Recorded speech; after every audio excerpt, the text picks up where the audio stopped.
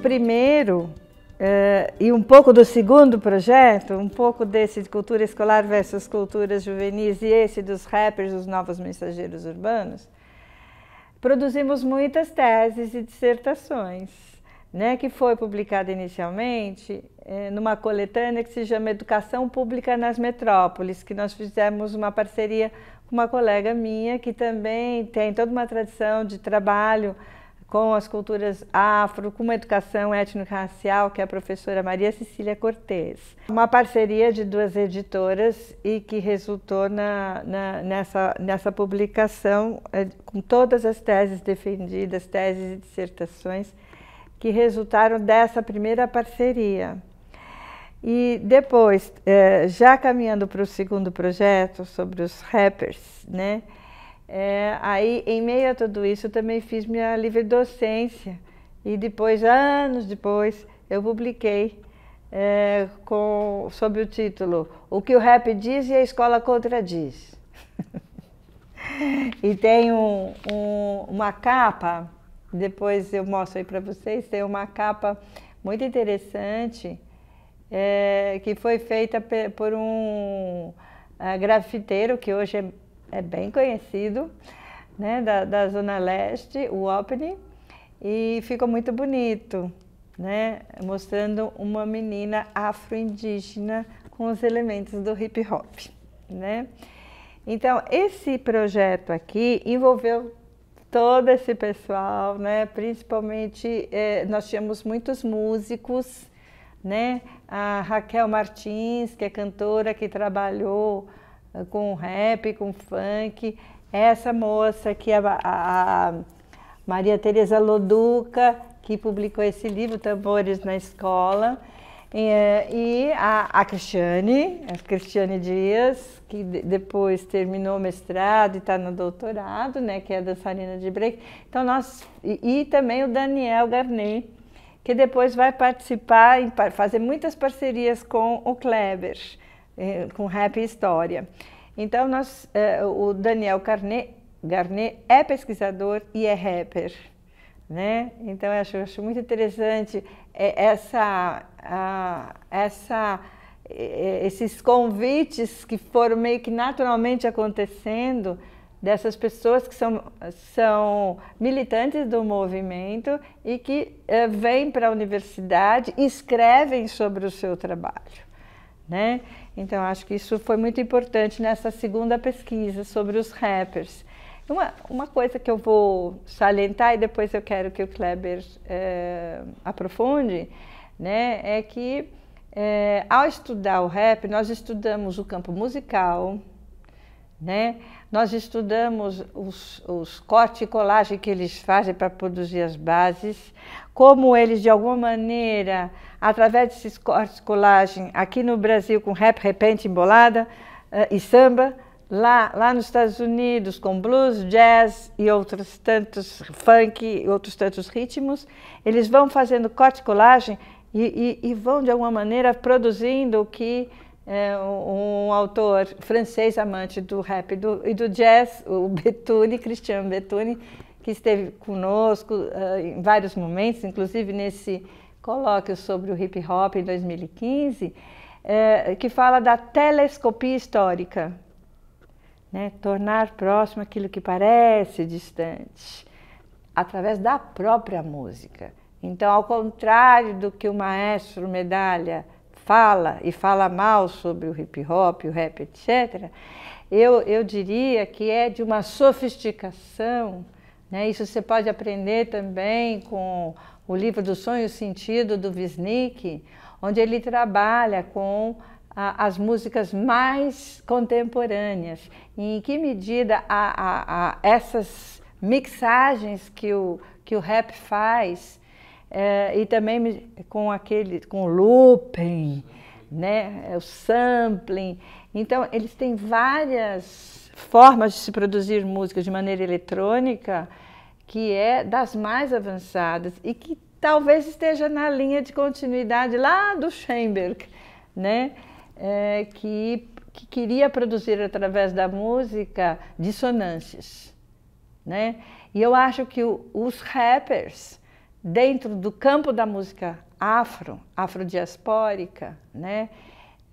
Principalmente aí nas Américas, que é o que eu mais, nosso grupo investigou, que eu acho que são os que mais produzem essa dissonância na escuta, incomoda a sociedade, é bom que incomode. Incomoda para fazê-la pensar, né? Então produz fissuras, produz dissonâncias na alma, inclusive, né?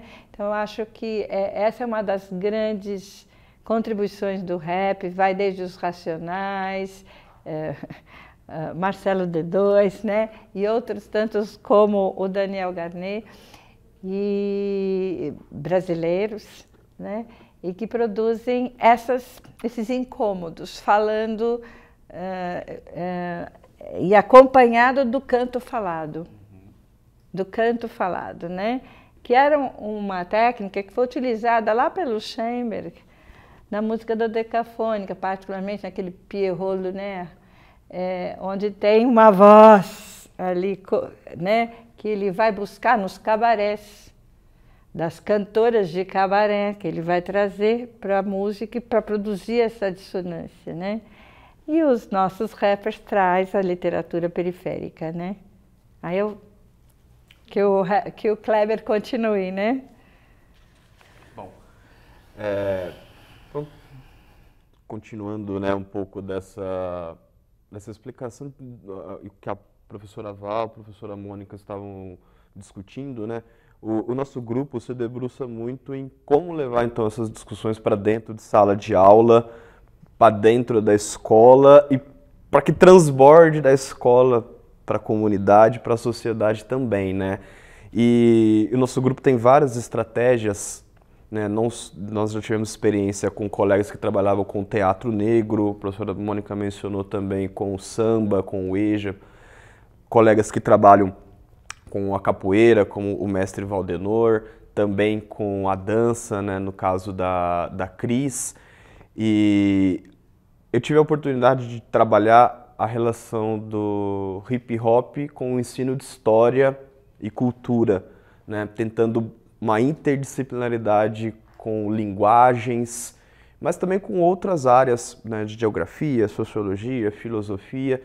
Então, a partir dessas discussões, ou melhor, tendo o hip hop como um catalisador, a gente procurava levar as temáticas ligadas ao currículo, não só o currículo da cidade ou as diretrizes que a gente precisava para abordar com os nossos estudantes, mas promovendo também uma educação que fosse crítica e potencialmente emancipatória nesse sentido, né? Que promovesse então uma reflexão não só sobre o presente, então questões ligadas a problemas sociais, desigualdades econômicas, que nós encontramos sobretudo nas periferias das grandes cidades, né? O nosso recorte aqui, a gente trabalha em São Paulo e nosso grupo atua em diversas, né, atuou e atua em diversas escolas espalhadas na periferia aqui da capital, Zona Sul, Zona Oeste, extremo Zona Leste, lá em Guaianazes, cidade de Tiradentes,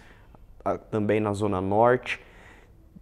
E aí, com o hip hop, a gente conseguiu levar essas discussões então para dentro de sala de aula de uma maneira culturalmente relevante e crítica também, né? E só para apresentar para vocês, em 2014, certo? O nosso grupo de pesquisa teve a oportunidade de traduzir essa obra de um autor afro-americano também, o Mark Lemon Hill, que além de educador, professor, né, ele também é ativista social, comentarista político de questões raciais nos Estados Unidos, e ele vai promover um estudo sobre a pedagogia hip hop. Então ele vai utilizar o hip hop e os seus elementos como uma estratégia didática no contexto, né, e aqui até o mais esperado, né, ele trabalhando com raps, ele discutia sobre literatura, produção de texto, essas questões ligadas ao letramento, né, que no primeiro momento é um caminho, né, E a gente tentou, em nossas pesquisas, trazer para o Brasil, como eu disse, em aulas de história, mas também de sociologia, de cultura, de filosofia. E, como a professora Mônica também comentou, o movimento hip hop, ele pode falar, não, melhor, né? Os artistas de rap, eles podem falar de vários assuntos, mas não é todo assunto que a gente vai discutir com os nossos estudantes, né? Depende da faixa etária, depende do momento. Então a gente procurava fazer uma espécie de curadoria e trabalhar com o que a gente lá no grupo chama de raps socialmente engajados. Então raps cujas narrativas ou os próprios rappers, né, suas histórias, suas biografias, traziam discussões próximas do contexto dos nossos estudantes. Então, temas que estavam ali na comunidade, que estavam dentro da escola, ou que precisavam ser debatidos, precisavam ser elaborados por esses estudantes. Então, a gente fazia essa seleção e levava a discussão para trabalhar com os estudantes, né? Nesse levantamento, a gente trabalhou com raps do Racionais MCs, mas principalmente com raps do Daniel Garnett, o Pequeno e o Fael, né, que é um grupo de rap lá de Piracicaba, no interior de São Paulo. Também raps do MV Bill. E uma rapper que a gente precisa destacar, que ela foi muito importante ao longo do trabalho, a MC Sofia.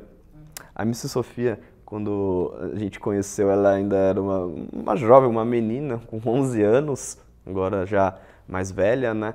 Mas sempre com letras muito críticas, afrocentradas, então que por um lado critica o preconceito, o racismo da sociedade, mas por outro aponta para a valorização da cultura e da história africana e de você resgatar essas raízes para se fortalecer e enfrentar problemas contemporâneos. Então, o que a professora estava comentando, nessa relação passado e presente, e buscar força no passado, buscar inspiração. Para se manter uma árvore em pé, é preciso raízes fortes, né? E a MC Sofia, ela vai não só trazer essa criticidade nas letras dela, mas por ser uma jovem negra, ela promove também uma identificação com as estudantes e os estudantes que os aproximam do conteúdo que a gente pretende ou gostaria de trabalhar ao longo das aulas, né? Então ela tem músicas como, por exemplo, África, Menina Pretinha, Minha Rapunzel Tem Dread, Barbie Black. Olha as discussões como ela vai construindo, né? É legal quando, por exemplo, a Val falou dos jogos, né? Quando ela, por exemplo, vai fazer um contraponto entre a Maqueda, boneca de inspiração africana, e a Barbie. Não que ela não brinque com a Barbie ou não brincasse com a Barbie, mas e as outras referências também? Então essa crítica que ela faz à indústria cultural, de certo modo, que é muito interessante. E aí ao longo, como eu disse, né, a gente tentou levar a pedagogia hip hop para dentro de sala de aula e avançando com o trabalho do Rio no contexto brasileiro em dois aspectos. Por um lado, quando trabalhávamos as letras de rap para fazer essa discussão crítica sobre questões do presente, mas buscando a sua explicação, a sua origem no passado, no caso brasileiro, principalmente no escravismo, mas não somente. E também tivemos a oportunidade de trabalhar com o grafite, que é um outro elemento da cultura hip hop, mais ligado às artes plásticas, visuais, e que também pode promover um ensino crítico, né? Nessas experiências com grafite que foram desenvolvidas na escola MF Célia Regina, situada no Parque Novo Mundo, na zona norte de São Paulo, nós trabalhamos com o Tim, que é um arte educador ligado ao coletivo Imagem, ali do Grajaú, da zona sul de São Paulo. E ele tem um trabalho muito bonito, um trabalho muito extenso também ao longo aí pelos muros da capital, mas um trabalho pedagógico muito interessante. E ele tem como seu material, por exemplo, o contorno do continente africano e de todos os seus países, já atualizado inclusive com o Sudão do Sul, então os 55 países africanos. E nessa dinâmica, a ideia seria remontar o continente africano no muro da escola. Então ele tem o quebra-cabeça com os países, né? Primeiro ele coloca o contorno e aí cada estudante vem com o spray e pega um país ali e tenta ir montando o quebra-cabeça do continente. Mas os estudantes vão percebendo que eles precisam primeiro ter referência, conhecer a África, saber onde fica, não só o Egito, que talvez, mas Somália, Burkina Faso, Costa do Marfim, onde fica? Então, primeiro trabalho básico mesmo, de aproximação do continente. Num segundo momento, ele tem extensos com o contorno de personalidades africanas e afro-brasileiras significativas. E a gente apresentou isso para os aluninhos, né, para as alunas, para os alunos. E a mesma questão. A vontade de já ir para o muro e já colocar, né, Carolina Maria de Jesus, Tomás Sankara, né, Agostinho Neto, os revolucionários africanos que ele tem principalmente, Teresa de Benguela. Então ele tem um repertório, né, muito interessante. A molecada já gostaria de ir direto para os muros, né? Mas primeiro, quem é Teresa de Benguela? Quem foi Agostinho Neto? Então aí a gente promoveu essas pesquisas, colocou os alunos para apresentarem para os demais grupos, né, sobre essas personalidades, e aí fomos, né, para os muros, então trabalhando com o grafite também. Com o grafite nós conseguimos fazer essa aproximação, e com os raps a gente aprofundava essas discussões, né? Como eu disse, por exemplo, a MC Sofia tem alguns raps que ela faz menção à África, a africanidade, e aí a partir de um material didático que foi distribuído para as escolas municipais na cidade de São Paulo, um livro que se chama O que você sabe sobre a África, do Dirley Fernandes, que é de 2016 também, e baseado na coleção da Unesco, muito extensa sobre a história da África, então ele promoveu um material para que a gente pudesse trabalhar em sala de aula. A gente levou essa pergunta para os nossos estudantes, então, o que eles sabiam sobre a África. E a maioria, né, apresenta estereótipos que nós conhecemos nas mídias, né, preconceitos que nós temos. E aí, com as letras de rap, a gente pôde trazendo discussões, por exemplo, sobre o papel das mulheres nas sociedades africanas. Né? Num dos refrões da MC Sofia, ela vai dizer: menina pretinha, você não é bonitinha, você é uma rainha. E a gente, bom, ela está falando sobre rainhas negras, e perguntamos para a turma: quantas rainhas africanas, rainhas negras vocês conhecem? Vocês podem representar para a gente o que vocês imaginam de uma rainha africana, por exemplo? Os desenhos, a maioria, lembram as rainhas e princesas da Disney. Né? Mesmo na escola de periferia, a maioria dos alunos negros, né, também tinha essa conotação. E aí a crítica justamente que está na letra da MC Sofia, lá com a Barbie Black, né?